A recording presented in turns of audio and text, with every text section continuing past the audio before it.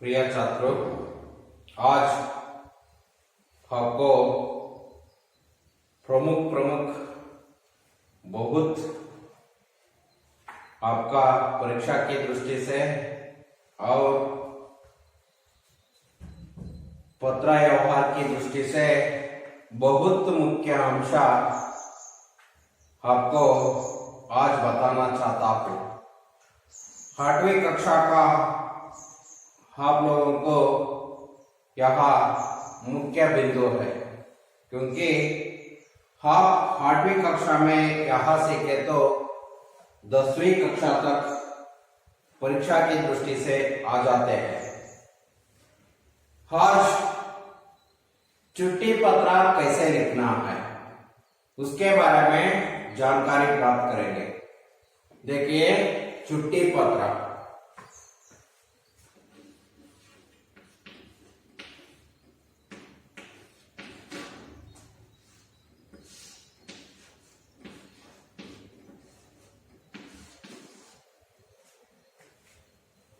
यहाँ पत्र ऐसे समझो, इस पत्र में इस भाग में दिनांक लिखना चाहिए और सेवा में यहां भी लिखना है।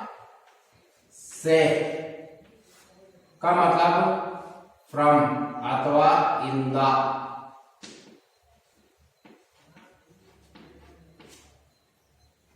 आपका एड्रेस लिखना आबा का।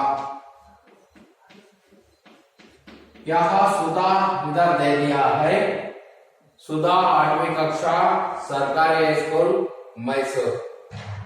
सेवा में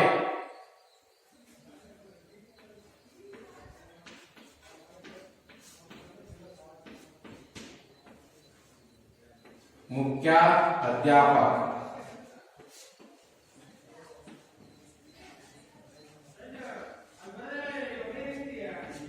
मुख्य अध्यापक सरकारी स्कूल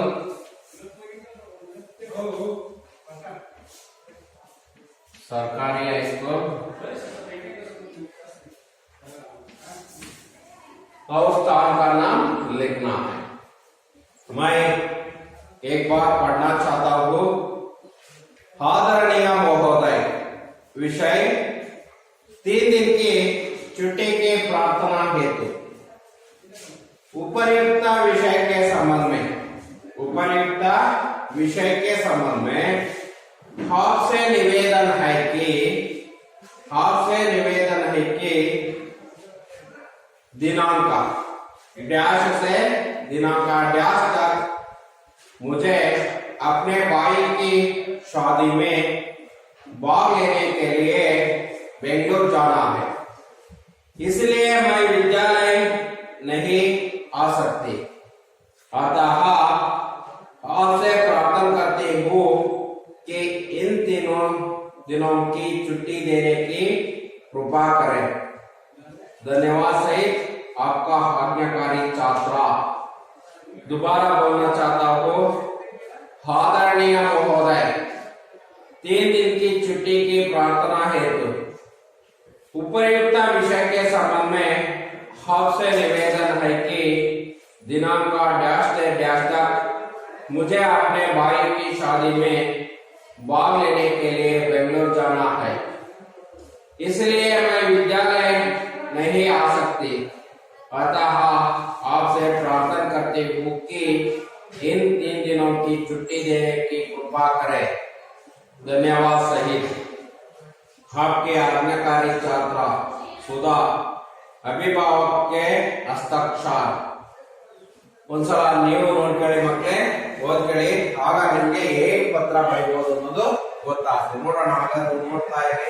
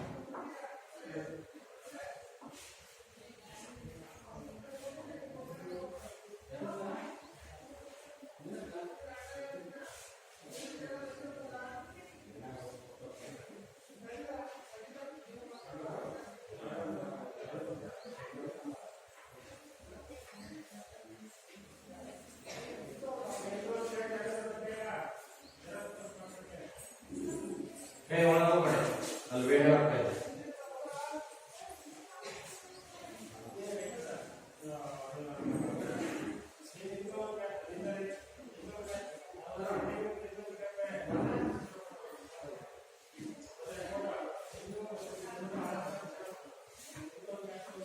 छात्रों आप पढ़ लिया है।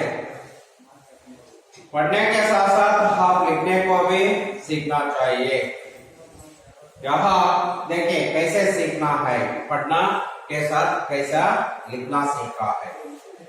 देखिए यहाँ दिनांक है अब आपका सरकारी स्कूल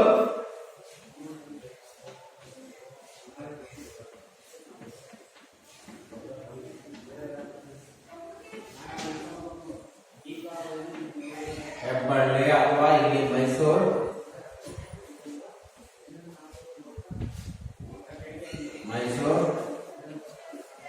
आप उसके साथ कक्षा का 8वीं कक्षा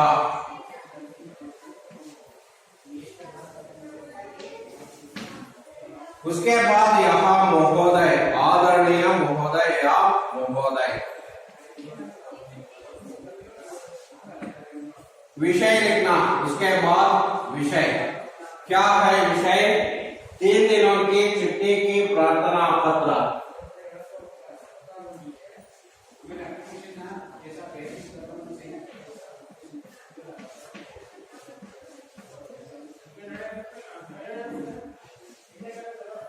छुट्टी की प्रार्थना हेतु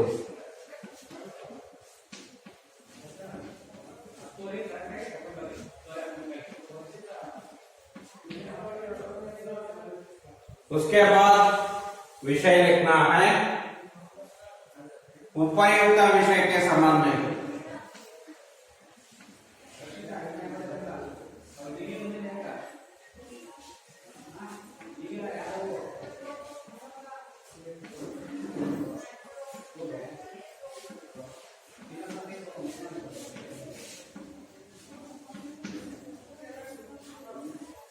संबंध में आपसे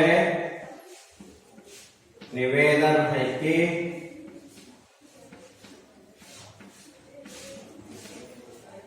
दिनांक 18/11/2020 से दिनांक 20/11/2020 तक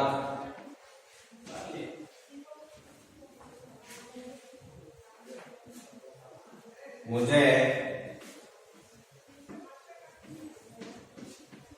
अपने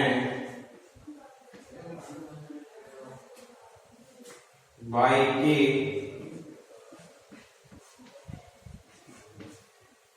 शादी में भाग लेने के लिए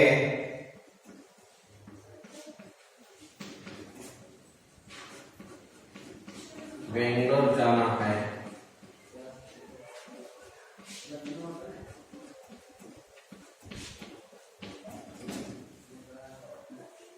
इसलिए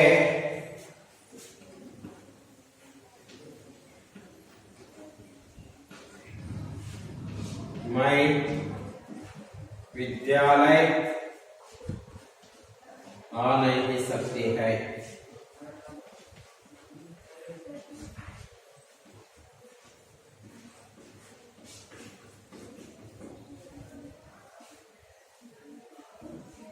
अतः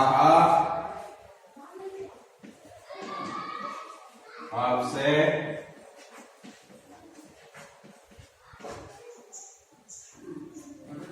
प्रार्थना करती हूँ कि इन 3 दिनों की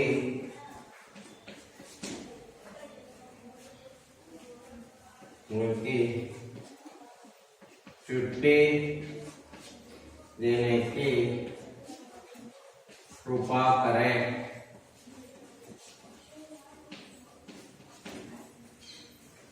आपका आज्ञाकारी छात्र छात्रा। उधर आपका नाम लिखना है। आपका आज्ञाकारी छात्र सुधा।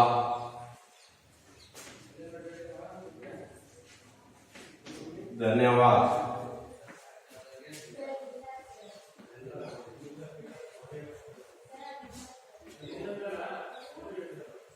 कभी बाबा का हस्ताक्षर।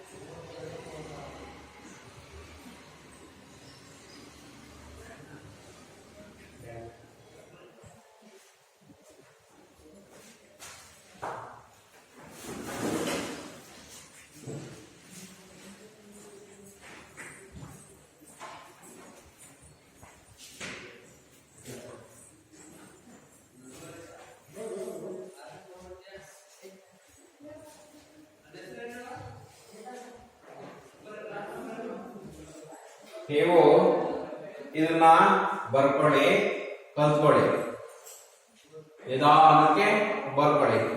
ಆಗ ನಾನು ಎಕ್ಸ್ಪ್ಲೈನ್ ಮಾಡ್ತೀನಿ ಏನಂತ.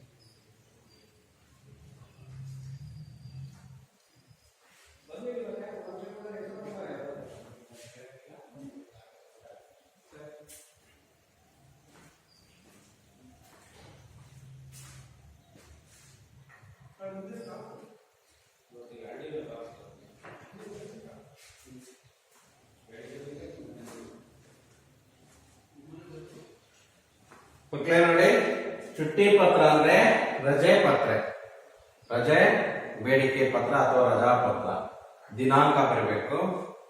ಅದಾದ್ಮೇಲೆ ಈ ಕಡೆ ಸೇ ಅಂದ್ರೆ ಫ್ರಮ್ ಇಂದ, ಯಾರು ಬರೀತಾರೆ ಅವರ ವಿಳಾಸವನ್ನ ಬರೀತಕ್ಕದ್ದು. ಹಾಬಾಕ ಸರ್ಕಾರಿ ಹೈಸ್ಕೂಲ್ ಮೈಸೂರು 8ನೇ ಕಕ್ಷಾ. ಹಾಬಾಕ ಅಂದ್ರೆ ಯಾರು ಬರೀತಾರೋ ಅವ್ರ ಹೆಸರು. ಉದಾಹರಣೆಗೆ ಇಲ್ಲಿ ಸುಧಾ ಬರ್ತಿದ್ರೆ ಸುಧಾ, ಸುಧಾ 8वीं कक्षा ಸರ್ಕಾರಿ ಹೈಸ್ಕೂಲ್ ಮೈಸೂರು. ಅವ್ರು ಬರೀತಾ ಇದಾರೆ ಯಾರಿಗೆ, ಸೇವಾ ಮೇ ಗೆ ಅಂತ ಯಾರಿಗೆ ಬರೀತಿದ್ದಾರೆ ಅವರು. ಮುಖ್ಯಾಧ್ಯಾಪಕ ಸರ್ಕಾರಿ ಹೈಸ್ಕೂಲ್ ಮೈಸೂರು ಅವರಿಗೆ ಬರೀತಾರೆ. ಆದರಣೀಯ ಮಹೋದಯ ಗೌರವಾನ್ವಿತ ಮಾನ್ಯರೇ. ವಿಷಯ 3 दिन की छुट्टी की प्रार्थना हेतु, 3 ದಿನಗಳ ರಜೆಯನ್ನ ಕೇಳುವ ಪ್ರಾರ್ಥನೆಗೋಸ್ಕರ ಪ್ರಾರ್ಥನಾ ಪತ್ರ. ಉಪಯುಕ್ತ ವಿಷಯಕ್ಕೆ ಸಂಬಂಧ, ಈ ಮೇಲ್ಕಂಡ ವಿಷಯಕ್ಕೆ ಸಂಬಂಧದಲ್ಲಿ ಹಾಪ್ಸೆ ತಮ್ಮ ಹತ್ರ ನಿವೇದನ ಹೈಕಿ ವಿನಂತಿಯನ್ನ ಮಾಡಿಕೊಳ್ಳುವುದು ಏನೆಂದರೆ, ದಿನಾಂಕ 18/11/2020 ಅಥವಾ 18/11/2020 से 20/11/2020 तक मुझे अपने भाई की शादी में, मुझे ನನಗೆ ನನ್ನ ಅಣ್ಣನ ಮದುವೆ, ಶಾದಿ ಮದುವೆಯಲ್ಲಿ ಭಾಗ लेने के लिए ಭಾಗವಹಿಸೋದಕ್ಕೋಸ್ಕರ ಬೆಂಗಳೂರು जाना है, ಬೆಂಗಳೂರಿಗೆ ಹೋಗಬೇಕಾಗಿದೆ. इसलिए मैं विद्यालय आ नहीं सकती है, ಇದರಿಂದ ನಾನು ಶಾಲೆಗೆ ಹೋಗೋದಕ್ಕೆ ಆಗೋದಿಲ್ಲ.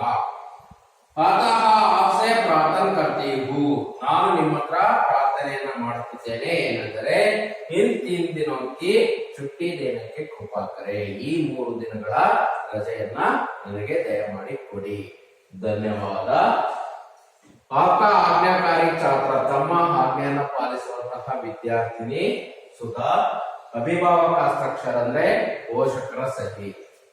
ಮಕ್ಕಳೇ, ಈಗ ನಾನು ಇನ್ನೊಂದು ಉದಾಹರಣೆ ಕೊಡ್ತೇನೆ, ಈಗ ನೀವು ಬರ್ತೀರಿ ನೋಡೋಣ. ಹಾಗಾದ್ರೆ 3-2 दिनों की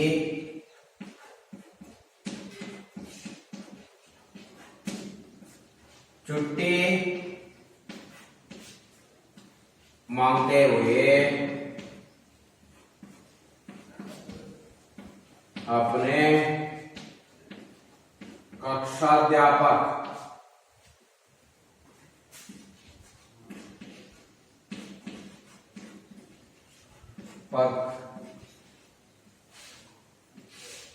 कक्षाध्यापक जी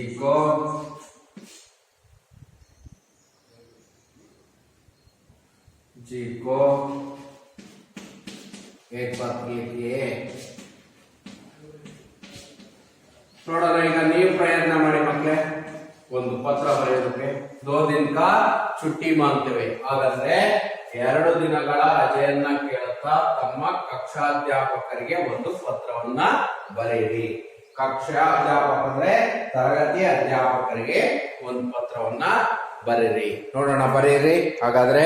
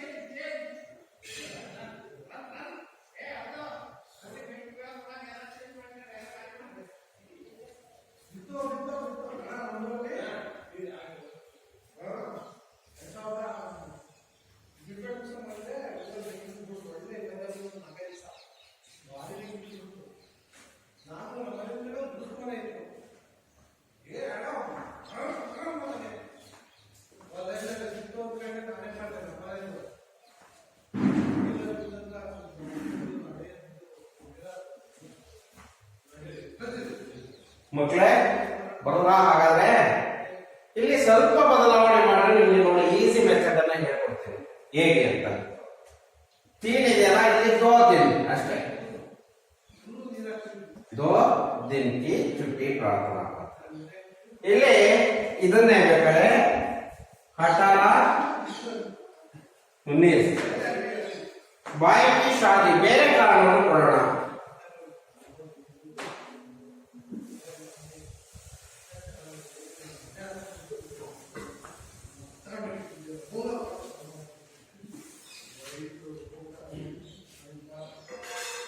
कल रात से मेरी तबीयत ठीक नहीं है. ಇಷ್ಟೇ ನೋಡಿ, ಇದು ಇನ್ನೆಲ್ಲ ಸೇಮ್ ಇರುತ್ತೆ. ಇಲ್ಲಿ ಕಕ್ಷ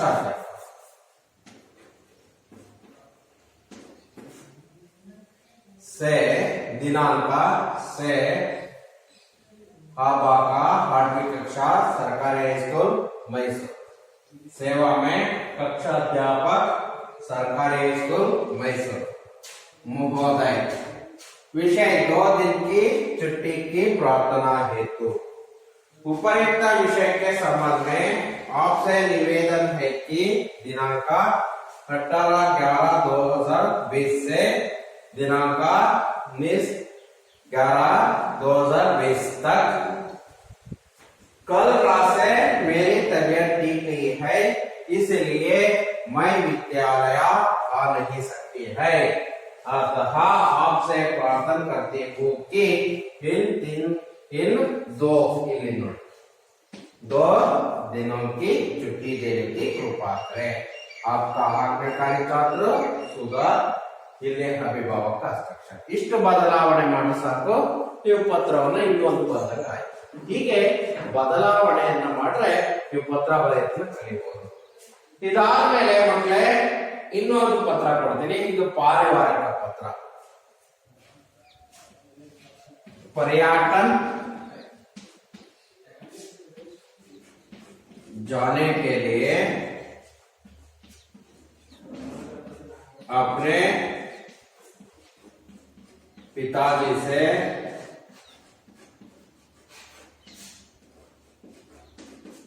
अनुमति मांगते हुए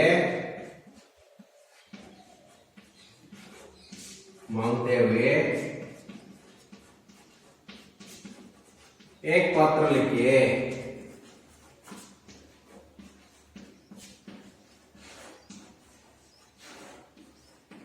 ये है पर्यटन जाने के लिए अपने पिताजी से अनुमति मांगते हुए एक पत्र लिखिए. ಹಾಗಾದ್ರೆ ಪ್ರವಾಸಕ್ಕೆ ಹೋಗೋದಕ್ಕೋಸ್ಕರ ತಮ್ಮ ತಂದೆ ಹತ್ರ ಅನುಮತಿಯನ್ನ ಪಡೆದುಕೊಳ್ಳುತ್ತಾ ಒಂದು ಪತ್ರವನ್ನ ಬರೆಯಿರಿ.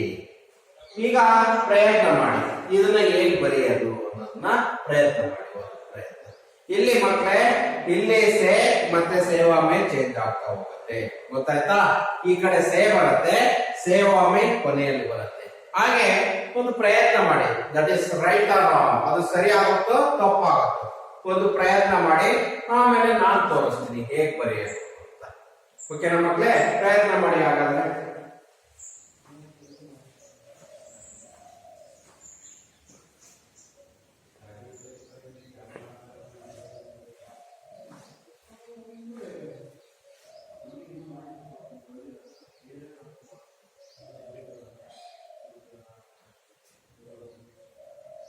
ಜಾಸ್ತಿ ಆಗ್ತೈತೆ, ಯಾರಿಗಾರ ಫೋನ್ ಮಾಡಿ.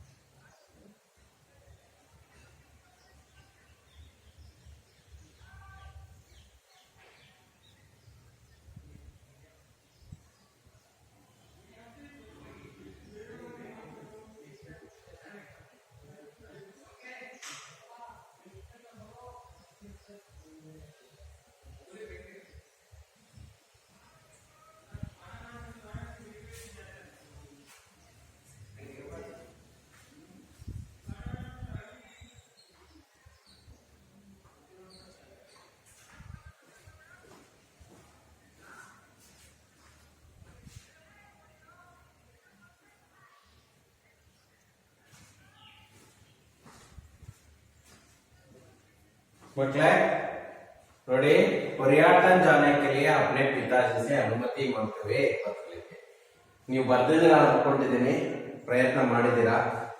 ಇಲ್ಲಿ ಆಗ ಇದನ್ನ ಒಂದು ಪತ್ರ ಅನ್ಕೊಳ್ಳಿ ಚಿಕ್ಕದಾಗಿ. ಇಲ್ಲಿ ದಿನಾಂಕ ಬರಲಿ, ಇದು ಯಾರು ಬರೀತಿದ್ದೀರಾ ಅವರು ಆವಾಕ 8वीं कक्षा ಸರ್ಕಾರಿ ಹೈಸ್ಕೂಲ್ ಮೈಸೂರು.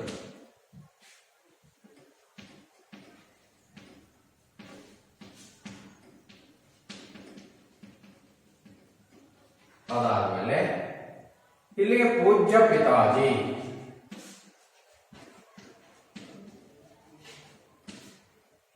ಇಲ್ಲಿ ಎಲ್ಲ ವಿಷಯ ಬರಲಿ. ಅದಾದ್ಮೇಲೆ ಧನ್ಯವಾದ, आपका प्रिय पुत्र,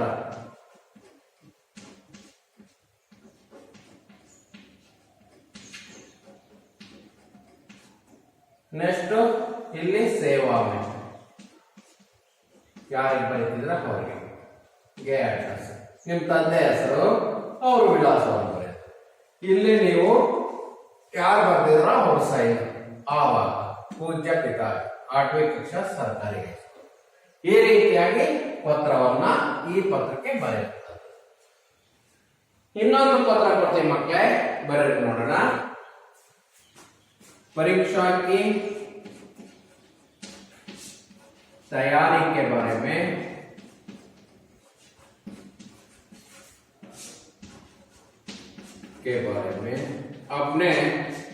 अपनी माताजी को एक पत्र लिखिए.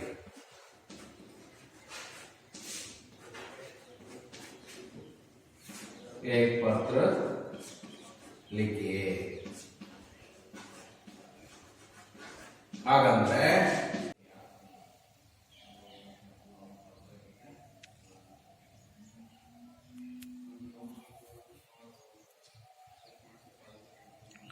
मकले परीक्षा की तैयारी के बारे में अपने माताजी को एक पत्र लिखिए. ಪರೀಕ್ಷೆಯ ತಯಾರಿಯ ಬಗ್ಗೆ ನಿಮ್ಮ ತಾಯಿಗೆ ಒಂದು ಪತ್ರವನ್ನ ಬರೆಯಿರಿ.